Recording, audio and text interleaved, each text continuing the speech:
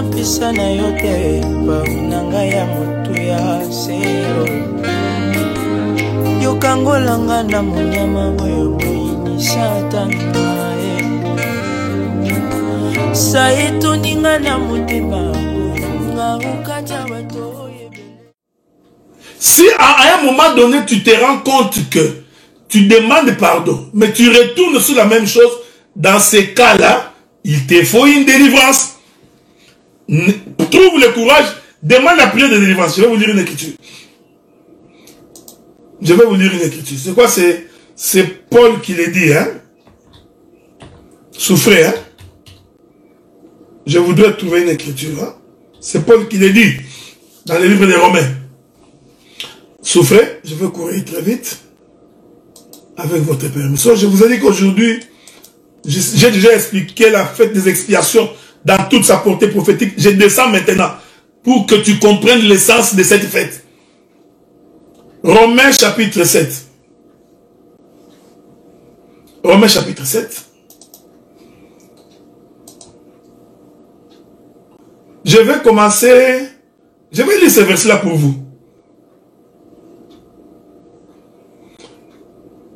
Je vais commencer par le verset 15. Romains chapitre 7, verset 15. Car je ne sais pas ce que j'ai fait, et je ne fais point ce que je veux. Je fais ce que j'ai hais. Ok? Ça, je parle de quelqu'un qui demande pardon, mais qui répète. Il t'insulte ta maman, comme on dit chez nous au Congo. Maman nayo. Tu vois, c'est une insulte. Après, quand on te pose, tu as insulté maman, tu dis non, je n'ai pas insulté ta maman, j'ai seulement dit que ta maman. Il y a des gens comme ça. Il insulte ta ou tout mon aide. Et puis on lui dit, mais tu l'as insulté qu'il a une grosse tête. Il dit non, non, non, j'ai dit la vérité, il a une grosse tête. Non, tu l'as insulté. Même s'il a une grosse tête, mais la manière dont tu as parlé de sa grosse tête était une insulte. Maintenant, tu vois comment tu es en train de couvrir pour ne pas demander pardon. Non, je l'ai insulté, regardez les oreilles. Oh frère, mais tu veux dire, non, non, je n'ai pas insulté, j'ai dit la vérité, il a des grosses oreilles. Non, tu l'as insulté. Parce qu'il est offensé. Il est offusqué. Ok? Maintenant, si tu as l'habitude de répéter, tu as déjà cru au Seigneur. Tu t'es converti. Mais tu te rends compte que il y a quelque chose que tu fais qui ne s'arrête pas. Je donne l'écriture. Il est écrit. Verset 16. Or, si je fais ce que je ne veux pas, je reconnais par là que la loi est bonne. Et maintenant, ce n'est plus moi qui le fais, mais c'est le péché qui habite en moi. Ah, donc, si tu fais des choses que tu ne veux pas, et que ces choses se répètent régulièrement, tu es habité par un péché. Donc, nous comprenons que le péché aussi est un esprit. Toi, quand il faut délivrer, tu puisses seulement. Dieu, délivre-nous des démons, délivre-nous des sorciers, délivre. Mais la délivrance du péché, ça, les hommes de Dieu ne font pas. Mais frère, il faut aussi prier pour la délivrance du péché. L'homme peut être possédé par le péché. Il est possédé par l'esprit de vol. Il a accepté de suivre Jésus. Mais il est incapable d'abandonner le vol. Tu insultes ton mari, tu insultes ta belle-mère aujourd'hui. Il y a réunion de famille à cause de toi. Et si tu vas demander pardon, c'est parce qu'il y a eu la pression familiale. Je donnerai beaucoup d'éléments. Il y a des gens qui demandent pardon à cause de la pression. Ce n'est pas bon. C'est-à-dire que pour que toi tu comprennes que tu as mal agi, il faut qu'on t'exhorte. Il faut qu'on ouvre la Bible, chapitre 2, verset 14. Tu vois, bien aimé. Donc si on ne t'exhorte pas par toi-même, tu ne peux pas comprendre que ce que tu as fait est mauvais. Il te manque le Saint-Esprit. Donc, un homme comme ça, au lieu de passer le temps à l'exhorter, commencez par le prêcher pour qu'il se convertisse et qu'il puisse recevoir les dons du Saint-Esprit. Comment quelqu'un... Le Saint-Esprit doit te convaincre du péché. C'est ce que la Bible dit. Quand tu as mal agi, le Saint-Esprit en toi doit te dire, ce que j'ai fait est mauvais. Et le Saint-Esprit aussi t'enseignera, puisque ce que j'ai fait est mauvais, je demande pardon. Je vous ai dit, frère, dans la marche de l'église, tu peux par toi-même, par ton jugement, croire que tu n'as pas mal fait. Mais si ton partenaire, ton frère, ta soeur, se sent offensé par ce que tu as fait, tu demandes quand même pardon. Même si tel n'a pas été ton intention. Verset 19. 18. Ce qui est bon, je le sais, n'habite pas en moi. C'est-à-dire dans ma chair. J'ai la volonté, mais non le pouvoir de faire le bien. Tu vois? Il y a des gens comme ça. Il veut bien. Mais de quelle manière se prendre? Il ne sait pas comment se prendre. Tu vois?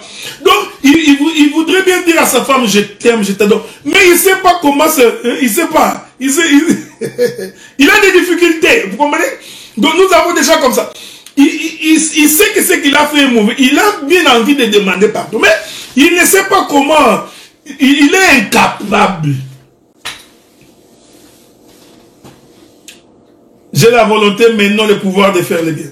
Or, car je ne fais pas le bien que je veux, mais je fais le mal que je ne veux pas. Et si ce que je ne veux pas, ce n'est plus moi qui le fais, c'est le péché qui habite en moi. Je trouve donc en moi cette loi. Quand je veux faire le bien, le mal est attaché à moi. Il y a des gens qui sont incapables de faire le bien. Incapables. Donc, même quand vous lui faites comprendre par toutes les manières, voici les bons chemins. L'homme est têtu. Paul, il dit, le mal est attaché à moi. Car je prends plaisir à la loi de Dieu selon l'homme intérieur. Mais je vois dans mes membres une autre loi qui lutte contre la loi de mon entendement et qui me rend captif de la loi du péché qui est dans mes membres. Tu verras quelqu'un, il dit dans sa bouche de bonnes choses de Dieu. Il dit, il explique les bonnes choses. Il peut t'expliquer l'amour, la charité, toutes ces choses. Mais lui-même est incapable de vivre ça. Tu vois, en lui, il sent les désirs de servir. Mais sa chair est incapable. J'aime ça. Je vais prendre le verset 24. Romains chapitre 7, verset 24. Paul dit, misérable que je suis, qui me délivrera du corps de cette mort? Gloire soit rendue à Dieu par Jésus-Christ notre Seigneur.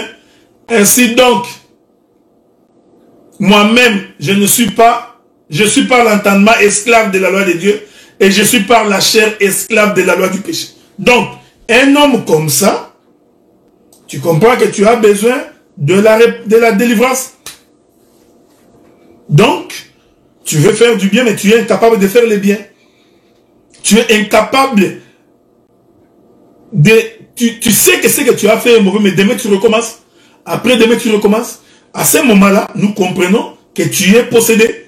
C'est une possession. Il ne faut pas avoir honte de ça. C'est une possession. Il faut demander le secours de Dieu. Il faut demander l'aide de Dieu. Pour que l'Éternel Dieu puisse t'aider à ne plus répéter la même chose. C'est pourquoi je vous avais dit. Donc, quand Dieu te pardonne vraiment, il faut qu'il te donne la capacité de ne plus tomber dans les mêmes péchés. C'est ça le sens du vrai pardon. Maintenant, si cela n'est pas encore arrivé, il faut implorer la délivrance. Il faut à un moment donné à l'église, nous faisons la délivrance de tous ceux qui sont incapables d'abandonner le péché. Il ne faut pas en avoir honte.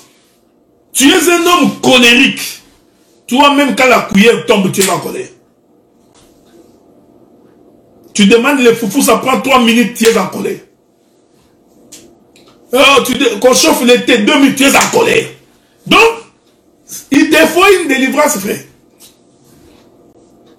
Donc, nous allons prier, non pas pour chasser les maris de nuit, femmes de nuit, non, non. Nous prions parce que la loi du péché est en toi. C'est pourquoi vous allez remarquer, frère, ce que je vous dis là, vous allez comprendre que même dans nos foyers, même dans nos maisons, même dans nos églises, ce qui nous tue, c'est parce qu'il y a des hommes comme il y a des femmes qui sont incapables de demander pardon. Et quand on demande pardon, on ne vient pas par des formules. Tu ne viens pas par des suppositions. Tu vas écouter quelqu'un qui dit, moi je n'ai pas de problème avec lui. Pourquoi je vais lui demander pardon? Vous savez, le diable est mauvais. Hein? Donc moi je n'ai pas de problème avec lui. Pourquoi? Attends, je vais vous trouver une écriture. Ah, je vais vous trouver une écriture là. Attendez. Attendez. Attendez. Il ne faut pas fuir. Attends, je vais te trouver l'écriture. Non, moi je n'ai pas de problème avec ses frères. Non, c'est toujours lui qui a des problèmes avec moi. Moi, je n'ai pas de problème. Moi, j'ai le cœur tout blanc, comme la neige. Je te cherche une écriture. Il y a une écriture que je cherche là. Je ne sais pas si je vais le trouver.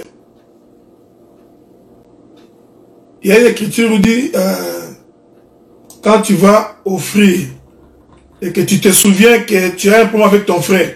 Cette écriture-là, mon bien-aimé, là. Est-ce que tu peux me la trouver? Ah, j'ai trouvé l'écriture. T'as vu? J'aime Dieu. Prenons le livre de Matthieu. Matthieu, chapitre 5. Matthieu, chapitre 5. Il est écrit. J'aime ça. Ok? Matthieu, chapitre 5. Toi qui dis toujours, non, frère, moi, je n'ai pas de problème avec lui.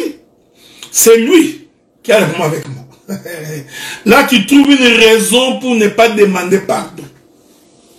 C'est un mauvais esprit. Hein? Je t'informe. Je te le dis avec amour. Matthieu chapitre 5, verset 21.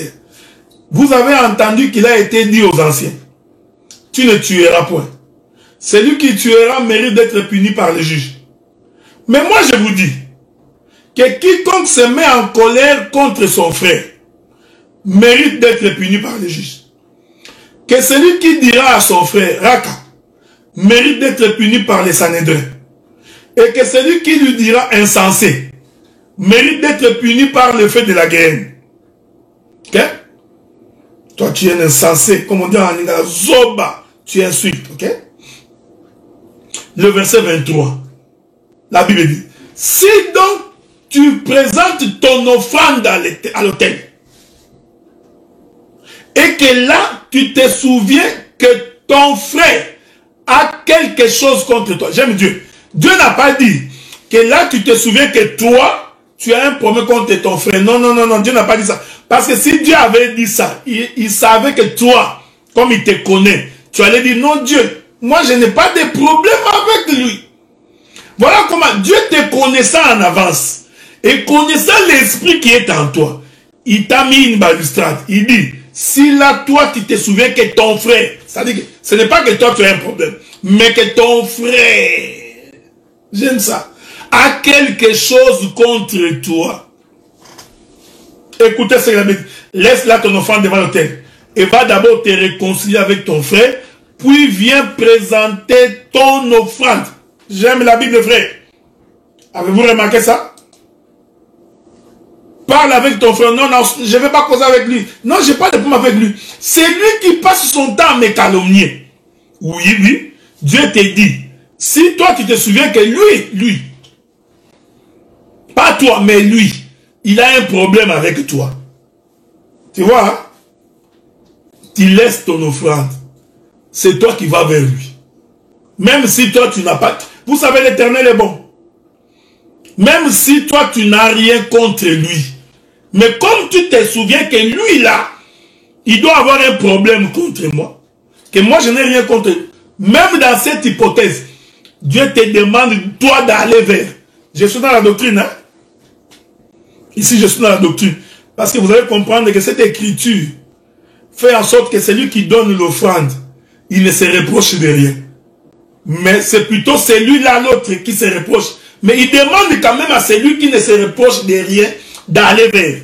Or, cette chose nous explique aussi le mouvement de Jésus-Christ. Lui qui était saint, sans péché, qui n'avait rien contre nous. Mais puisque nous avons péché, et que l'Éternel Dieu s'est souvenu que nous avons un problème contre lui, qu'est-ce que Dieu fait? Dieu, lui, il fait son déplacement pour venir nous chercher. Est-ce que vous remarquez ça? C'est pourquoi lorsque Adam a mangé le fruit de l'arbre défendu, Adam a fui devant la face de l'Éternel. Adam avait un problème avec Dieu. Mais au lieu que Adam vienne chercher Dieu, Dieu, lui qui n'avait rien contre Adam, va encore faire le déplacement pour aller chercher Adam. Réconcilier. Est-ce que vous comprenez ce que nous disons? C'est très important. Et je t'informe que pour que tu sois capable de faire une telle chose, il faut avoir le Saint-Esprit. Est-ce que vous voyez ça? Il faut vraiment avoir le Saint-Esprit. Le Saint-Esprit voudrait que même quand tu crois que tu as raison, mais que c'est toi qui demandes pardon, c'est toi qui vas vers. Celui qui a la conscience tranquille va toujours vers son frère. Pourquoi? Parce que Dieu sait, comme ton frère a un problème contre toi, il aura des difficultés pour venir parce que son cœur est meurtri. Mais si toi, tu as la paix de l'esprit, la Bible dit, laisse là ton enfant, va vers. Et Dieu est très, très intelligent. Parce qu'il savait que s'il dit que, si tu te souviens là que toi, tu as un problème avec ton frère, toi, va vers lui. Il savait, Dieu connaît ta réponse, non? Il savait que tu allais dire, non, Dieu, moi, je n'ai rien. Moi, je n'ai rien contre les frères. Tu vois, ce frère-là, c'est lui qui me critique tout le temps. Il me calomnie, mais moi, je n'ai rien contre lui. Donc, tu trouves là une raison pour ne pas aller vers ton frère. Je te donne un conseil, même si tu vas. Même si lui, il trouve que c'est une raison pour s'enorgueillir. Ne t'inquiète pas, frère. L'Éternel Dieu combat toujours pour ses enfants. Comme la Bible dit que l'Éternel Dieu est derrière sa parole pour l'accomplir. Puisque toi, tu as accompli la parole, je t'informe que Dieu te justifiera toujours. Toujours. Vous savez, les gens qui cherchent des raisons, ils n'ont jamais compris. Quand tu cherches toujours à avoir raison, en fait, tu es en train de t'enfermer toi-même.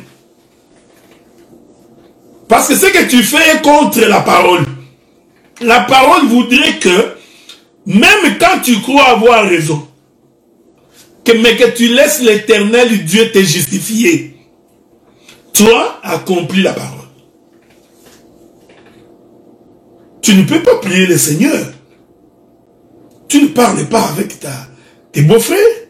Tu ne parles pas avec ta belle-mère. Tu ne parles pas avec tes soeurs. Donc tu es en conflit avec tout le monde. Et tu vas à la prière. Non. Il y a même des gens dans la même église, frère. Vous savez, moi, ça m'a toujours étonné. Dans la même église, dans la même assemblée, écoutant la même parole, il y a une sœur qui n'aime pas l'autre sœur. Il y a un prédicateur qui n'aime pas tel frère. Mais il prie dans la même église. On se pose la question, est-ce que vraiment les gens comprennent pourquoi nous en sommes là? Donc la fête des expiations, c'est le pardon du péché. Et je vous ai exhorté de plusieurs manières. Comment on pardonne? Frère, quand on pardonne, on oublie. On ne vient pas rappeler les souvenirs. Ne vient pas soulever le manteau pour commencer à rappeler. Tu vois, en 2018, en 2015, tu m'avais fait ceci. Non. Et quand on est sage, dès que quelqu'un veut faire un rappel du passé, il faut de lui rappeler, mais mon frère, cette histoire est passée. Est-ce que vous comprenez ce que je veux dire?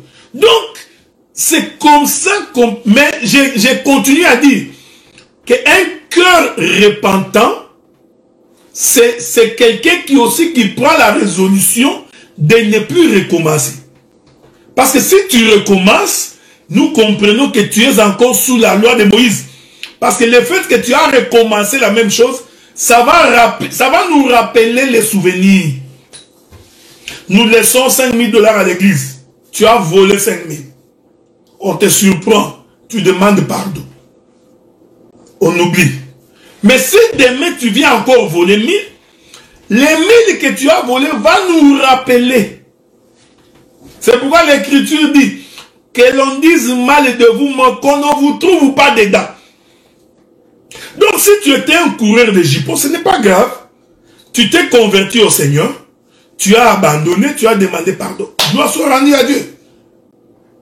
Mais si on te surprend encore en train de courir derrière les jipettes, eh bien, ton péché va nous rappeler ce que tu étais. Tu entendras, eh bien, Magnon, que c'est la raison montée. Pourquoi? Parce que tu les as rappelés ce que tu étais.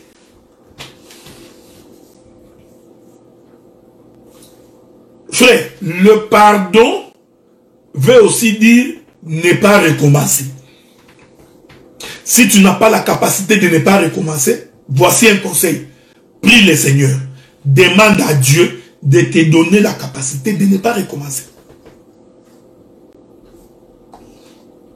Est-ce que vous comprenez ce que nous disons? Donc, la fête des expiations, c'est pardonner. Pardonnons-nous les uns les autres.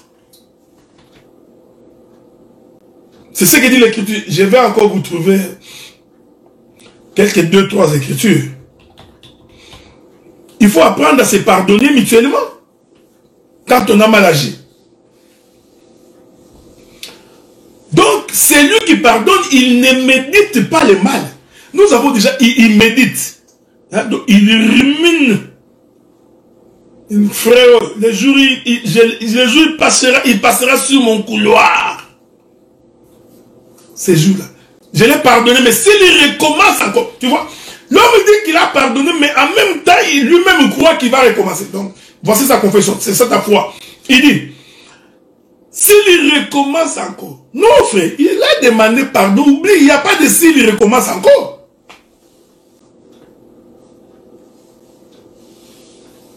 Prenons quelques écritures.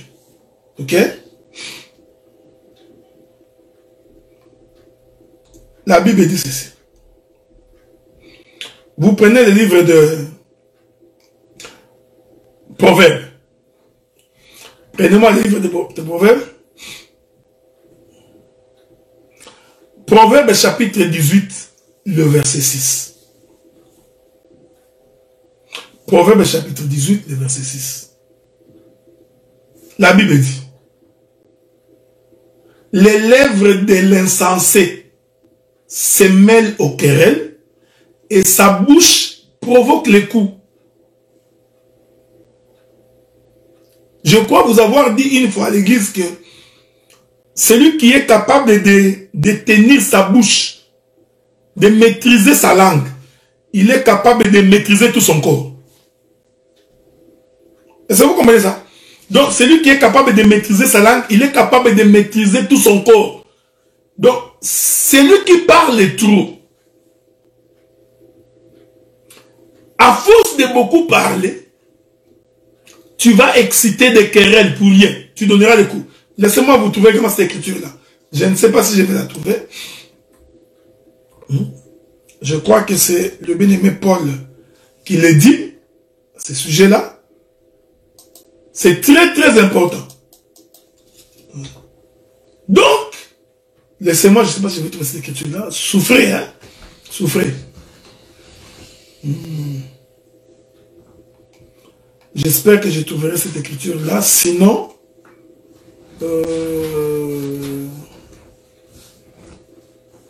bon. Voilà. Prenez le livre de Jacques. Nous allons prendre le livre de Jacques. Chapitre 3. Jacques, chapitre 3. Prenons ce livre-là. On va lire avec vous. Jacques, chapitre 3. Je commence par le premier verset. La Bible dit, mes frères, qu'il n'y ait pas parmi vous un grand nombre de personnes qui se mettent à enseigner, car vous savez que nous serons jugés plus sévèrement. Nous bronchons tous de plusieurs manières. Si quelqu'un ne bronche point en parole, c'est un homme parfait. J'aime ça. Donc si quelqu'un ne bronche pas en parole, c'est un homme parfait. Donc si tu veux être un homme parfait, c'est ta bouche qu'il faut contrôler. Capable de tenir tout son corps en bride. T'as vu, frère? Donc c'est lui qui est capable de contrôler sa bouche, sa langue. Il est capable de contrôler tout son corps. Ici, je reste dans la doctrine. Je ne voudrais pas entrer dans la révélation. Je sais que vous aimez la révélation, mais comme j'explique la fête des expiations, il faut que tu comprennes aussi techniquement qu'est-ce que ça veut dire matériellement. Il ne faut pas avoir l'habitude de parler beaucoup inutilement. Toi, dès que tu parles pas, tu te sens pas bien. Tu prends ton téléphone, tu cherches le numéro. Ah, celui-là, ça fait longtemps que je n'ai pas parlé. Tu l'appelles pour commencer à parler n'importe quoi. À force de parler, tu vas pécher. Tu diras quelque chose qui n'est pas correct, ça sortira et puis on va t'attraper que tu es en train de calomnier. Donc, c'est lui qui maîtrise, c'est ce que Jacques dit. Capable de tenir tout son corps en bride.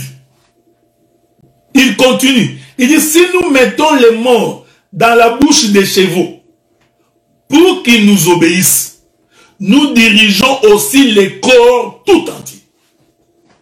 Hein? Je me réserve des révélations. Donc, si on maîtrise la bouche du cheval, on est capable de diriger tout son corps. Or, vous savez que la bouche se trouve dans la tête et que la bouche, c'est la parole. Prophétiquement, l'écriture veut dire que c'est lui qui a la parole dans sa bouche, il contrôle tout son corps. Il contrôle toute sa vie. C'est pourquoi, dans l'exemple, dans la doctrine, je vous informe que si, frère, il faut des fois appeler quand c'est important. Causer quand c'est quelque chose d'édifiant. N'appelez pas pour appeler. Non. Non, on t'a appelé, tu vois, tu connais ta belle-sœur. Oui, ma belle-sœur, oui. Ta belle-sœur là qui habitait ma tête. Oui, oui, ma belle-sœur qui habitait ma tête. Ah oui, ah, tu sais, et elle a fait ceci, elle a fait ça. Ça, on t'a raconté. Toi, tu appelles quelqu'un qui ne connaît même pas ta belle-sœur. Dès que tu raccroches, oh, je vais appeler Mado. Mado ne connaît même pas cette belle-sœur-là. Maintenant, tu appelles Mado pour commencer à raconter l'histoire de cette belle-sœur-là que Mado ne connaît même pas. Tu vois, tu commences à pécher pour rien. Et Mado aussi qui ne connaît pas la belle-sœur, elle aussi va se souvenir, ah, moi aussi, ma belle-sœur aussi a fait la même chose. Voilà, vous êtes sortis, vous créez une ramification. Et tu, moi, oui, oui, tu connais aussi les bons frères d'eux, mais vous allez où? J'aime la Bible. La Bible dit, Jacques chapitre 3, verset 4, voici, même les navires qui sont si grands et que poussent des vents impétueux sont dirigés par un très petit gouvernail au gré du pilote. Frère, même dans l'église, si vous voulez avoir la paix dans une assemblée, arrêtez de parler inutilement. Vous allez manquer la paix. L'un comme l'autre va être tout le temps offensé à cause de parler. Juste parce que tu parles beaucoup, l'autre va dire qu'il m'a insulté. Tu as entendu, il voulait dire ça. Moi je comprends, je connais cette soeur-là. Quand il a dit ça, en fait, il voulait dire ça. Elle voulait dire quoi? Tu vois? Tu crées la zizanie. Une petite, la bouche, trop petite là. Mais elle est capable d'enflammer tous les villages. Jacques dit, même un grand bateau qui subit le poids des vents impétueux est dirigé par une... Quoi, comment il appelle ça? J'aime ça. C'est un gouvernail? Oui. Par un petit gouvernail. Mais bien aimé dans les seigneurs. Ici, j'ai fait la pastorale pour vous expliquer que le pardon crée la paix. Mais pour éviter également qu'il y ait des problèmes dans l'église, il faut aussi apprendre à fermer sa bouche. C'est très important. Ne dire que des choses qui sont importantes, nécessaires. Je continue. J'aime l'apôtre Jacques. Il dit, De même, la langue est un petit membre. Mais elle se vante de grandes choses. Tu as vu la langue? Oh, tu vois, moi ceci, moi. Donc, l'homme, à cause de sa petite langue, lui, avec sa langue, il peut m'arriver en Australie. Juste avec sa langue. Il arrive en Australie. Il a déjà visité l'Australie. Il a visité Capernaum. Il est en Éthiopie, partout. Il est à cause de sa petite langue. Est-ce que vous comprenez? Donc, et ça crée un désordre dans l'église. Je vais finir ce verset-là. Laissez-moi finir ce verset-là. La Bible dit, de même la langue est un petit membre. Elle se vante de grandes choses. Voici comme un petit feu peut embraser. Est-ce que vous comprenez ça? Comme un petit feu peut embraser une grande forêt. La langue aussi est un feu. C'est le monde de l'iniquité. La langue est placée parmi nos membres, souillant tous les corps, enflammant le cours de la vie, étant elle-même enflammée par la guerre. Le pasteur, c'est ici la matière pour vous. Pour enseigner au peuple comment se tenir dans la maison, comment se comporter. Donc vous comprenez. Donc, la paix, frère, je ne sais pas pourquoi Dieu me dit de vous le rappeler. Vous voyez la bouche, c'est une arme dangereuse. Surtout pour un insensé. Parce qu'à cause de parler là, tu peux faire entrer des conflits dans tous les coins. Juste à cause de parler ici. À cause de parler ici, c'est à cause de parler que nous savons que tu es vantard. Que tu es orgueilleux. Donc, à ta petite bouche là. Donc, tu vas te vanter. Dès que tu dis, il ne faut pas blaguer avec moi, vous me connaissez, parce que vous me connaissez. C'est sa bouche là que... Quelqu'un, on l'a tabassé comme ça, à cause de trop parler. Il parle tellement trop que ça a énervé qu'il a tabassé, il a perdu les dents. Tout ça à cause de sa petite bouche, il a perdu les dents. Ah non, frère, tu me vois, moi je suis docteur. De tous les prédicateurs qui prêchent ici, je suis le plus grand prédicateur. C'est ça, ta bouche va te tuer. Tous ces gens que tu vois qui prêchent aujourd'hui là, si c'est pas moi, qu'est-ce que c'est? Non, moi je suis plus que ces frères-là. Ça va arriver. Ça arrivera chez ces frères-là. Non, tu vois mon sac que je pense c'est Gucci.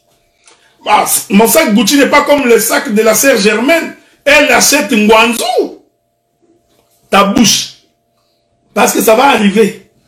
Un jour, la sœur Germaine va apprendre ce que tu as dit.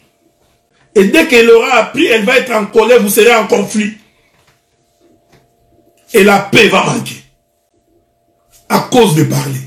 Oh non, tu vois ma voiture là, c'est comme un moteur de DC-10. Tu peux l'enlever, tu mets dans un avion et l'avion décolle. Ce n'est pas comme la voiture du frère Adélard. Non, non. Oui, frère. Donc, un petit membre. Mais il va créer la panique partout. Donc, l'orgueil, tout. Et ça crée un désordre. C'est pourquoi Jacques nous dit, celui qui est capable de maîtriser sa bouche, celui-là, il est capable de contrôler tout son corps. Et vous allez voir, mes frères, même dans la vie, si tu n'as pas l'habitude de critiquer, de calomnier, il est impossible aussi que les gens disent le mal te concerne. Ils n'iront même pas te chercher. Mais si tu as critiqué, dès que toi tu critiques, oh non, tu vois ce frère-là, avec sa grosse tête, ça va arriver chez les frères. Quand les frères aussi vont écouter que tu l'as insulté, sa grosse... Et puis lui, qu'est-ce qu'il croit avec ces gens Mano? Lui aussi va dire tes gens Mano. Quand ça va arriver chez toi, les gens Mano, tu dis, eh, Satan, t'as les gens Manix. Tu vois? on va dans tous les sens. Bien-aimé dans le Seigneur, quand tu as offensé ton frère, ou que tu as offensé ta soeur, même si tu n'en as pas conscience, mais si tu sais que lui, il a des choses à te reprocher, l'Écriture dit, va vers lui, va demander pardon. Excuse-toi. Et quand tu vas demander pardon, ne va pas demander pardon du genre, si je t'avais fait mal. Non, pas si. Je voudrais, dans 10 minutes, finir avec une chose. Nous pouvons ne pas nous mettre d'accord dans la conception des choses de Dieu. C'est ce que moi j'ai toujours détesté. Comment les hommes qui prient Dieu peuvent être des ennemis? J'essaye de comprendre ça. J'ai fait un effort. Mais je ne comprends pas. Les hommes qui prient. Donc tu entendras le docteur Adela et le docteur Marley ne se parlent pas. Pourquoi ils ne se parlent pas? Parce qu'ils ne se sont pas mis d'accord sur les Écritures. Ces Écritures-là nous appartiennent. Cette parole est la parole de Dieu. Bon, si nous ne sommes pas mis d'accord, pourquoi devrons-nous devenir des ennemis? Vous savez, frère, c'est étonnant. Un pasteur et un autre prophète des ennemis ne se parlent pas. Frère, nous pouvons ne pas nous mettre d'accord. Nous pouvons même nous séparer sans être des ennemis. Est-ce que vous comprenez ce que je dis? Donc nous devons dépasser ça. Pourquoi? Parce que ne pas pardonner crée la haine. Et la haine, c'est très mauvais pour la santé. Attendez, attendez. La haine est très mauvaise pour la santé. Ça te ronge, frère. Ça te tue. Même toute la beauté va partir à cause de la haine. Tu es devenu moche. Je te pose la question. Pourquoi ce frère est devenu très vilain comme ça? Non, non. C'est à cause de la haine. Attendez. Je vais vous trouver une écriture. Ok?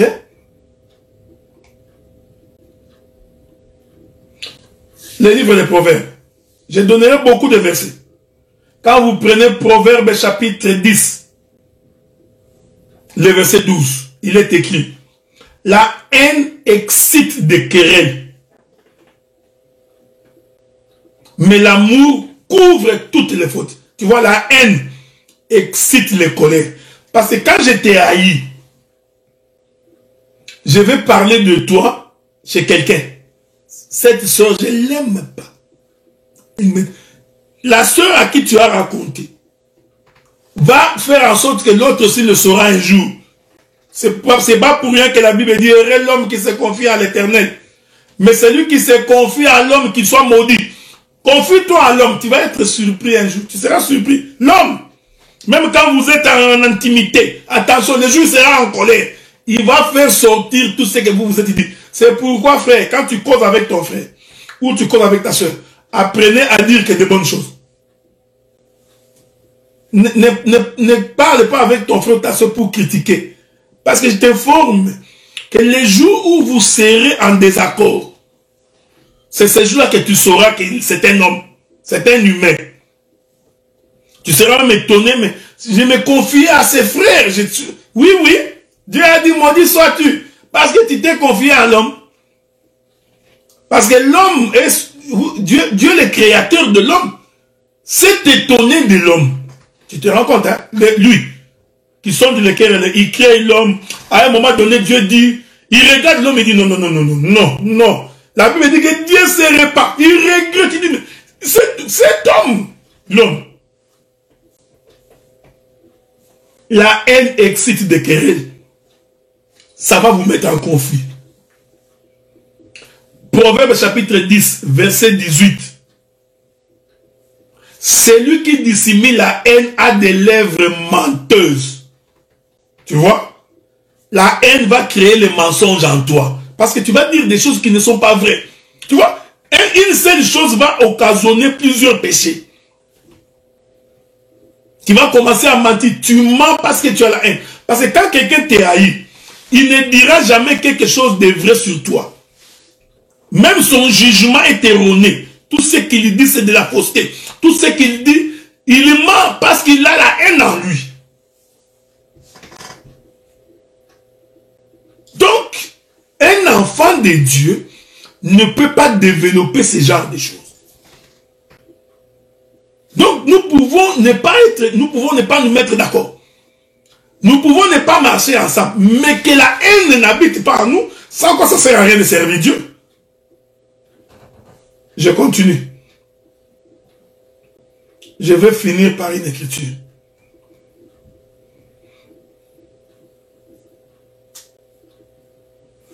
Proverbe chapitre 15. Le verset 17. La Bible dit, mieux vaut de l'herbe pour nourriture. Hein? Mieux vaut de l'herbe pour nourriture. Là où règne l'amour, ouais, mieux vaut que nous mangeons de l'herbe. Là où, comme notre nourriture, mais qu'il y ait l'amour entre nous. Qu'un bœuf engraissé, si la haine est là. Donc, les pasteurs, vous avez de la matière ici. Donc, nous préférons encore que nous mangeons de l'herbe, mais avec amour, dans la paix, dans la dignité, dans la tranquillité, que de manger les bœufs, la viande engraissée, mais pendant que la haine est au milieu de nous.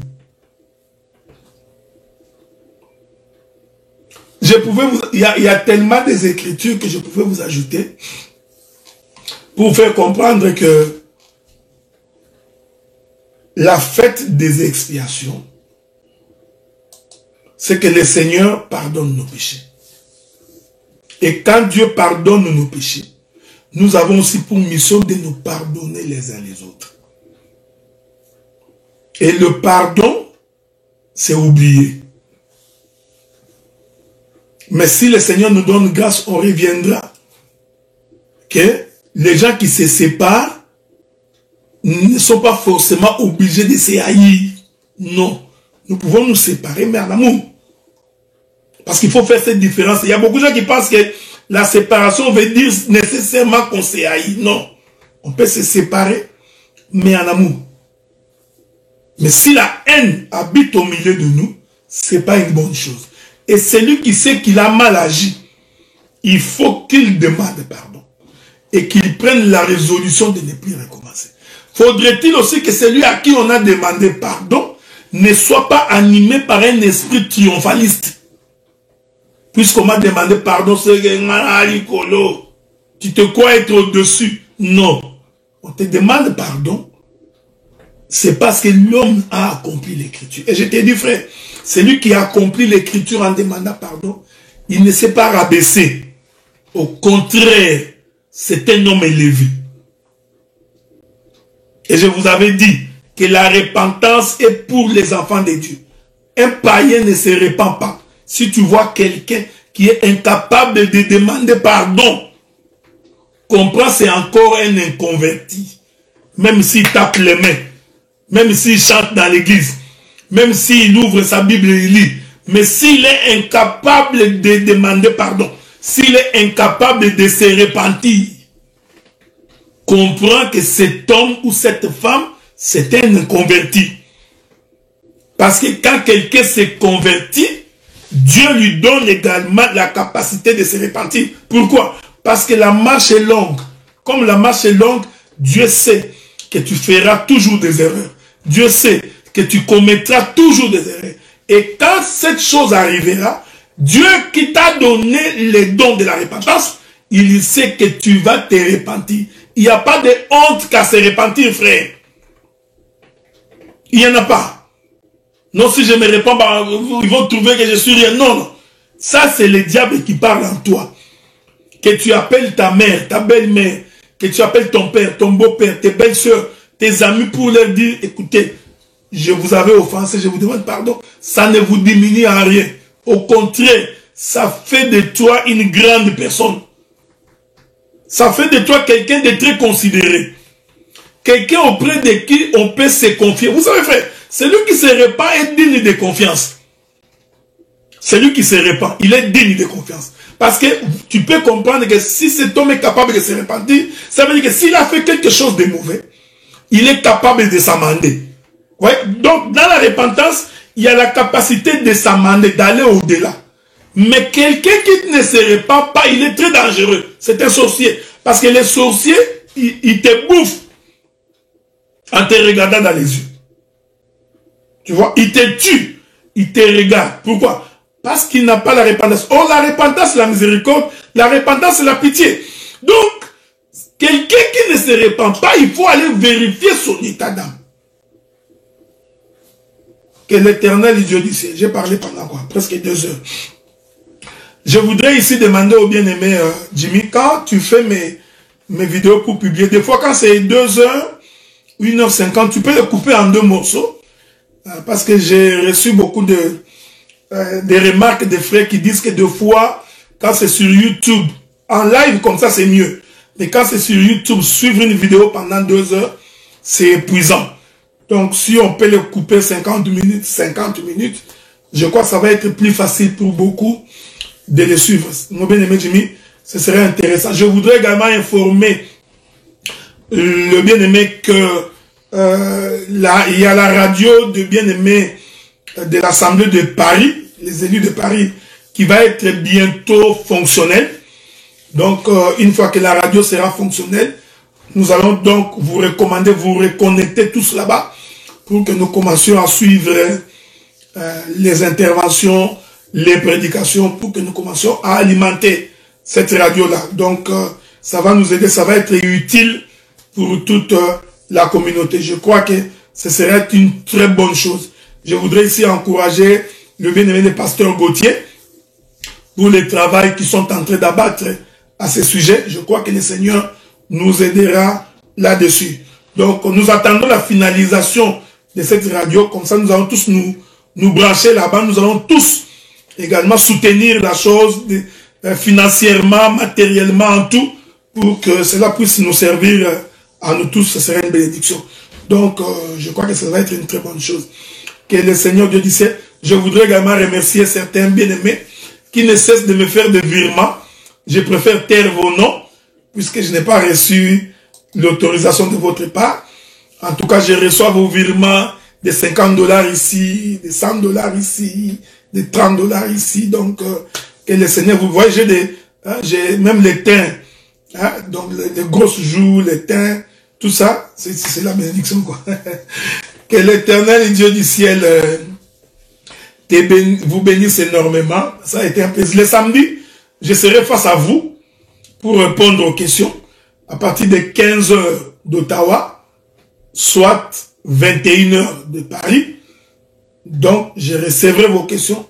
Je répondrai à toutes vos questions pendant 5 heures. Nous commencerons de 15 h jusqu'à 20 h, pratiquement d'ici, même 19 h, soit de 21 h à minuit, voire 1 h du matin, de ceux qui sont à Paris et en Europe. On est en confinement, donc je vais répondre à vos questions. Que l'Éternel Dieu du ciel vous bénisse, qu'il vous garde. Nous allons donc écouter les bien-aimés Timothée qui chante et nous allons nous séparer pour aujourd'hui. Que le Dieu du ciel vous bénisse dans le précieux nom du Seigneur. Kasi na ngai te, na nguya na ngai te, na bolingo na yo Nzambe, yango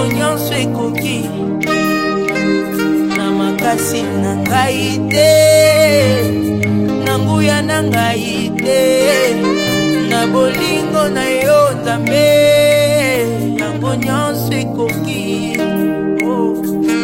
Eza mpo na ngai te, boyemu na ngai te, nyonso na ngai te, kolata na ngai te. Kasi nazwi ngolu liboso na yo mosantu, mosumuki oyo azwi ngolu. Moto ayambo oyo nazalaki tipa, koyenga na liwa na molimo, pene ya nzoto kasi mosantu lolo yozali yondimi otika ngwende nwa bukundi oche maboko na potopoto wana nazwi pe kokwa mosantu nazwi kombo na yo mosantu nazwi kombo shama babengi ngape mosantu mosantu angoyo mosantu nazwi kombo na yo. J'aimerais que tu restes ici. Oh my God. Y a-t-il la reconnaissance ce soir ou ce matin? J'aimerais que tu dises ici. Soki kaka pona mukili mengayo yo nazonga mabele Polokola Shadraka Meshaka na Abednego na moto la loi m'avait condamné et wakaki nga na moto logique boya kinga yo na bosomo yo asiele kelinga yo ola ninga na moto bamoto bangi otumbanga yo. Tu peux faire ça comment? Moto ya moyo nazalaki otepa koyinga na liwa na molimo mepene ya nzoto kasi mosantu lolo yozali yondimi otika ngwende nwa bukundi oche maboko na potopoto wana babengi ngape mosantu nazwi kombo na yo kombo shama nazwi kombo na yo babengi ngape mosantu nazwi kombo na yo kombo na yo.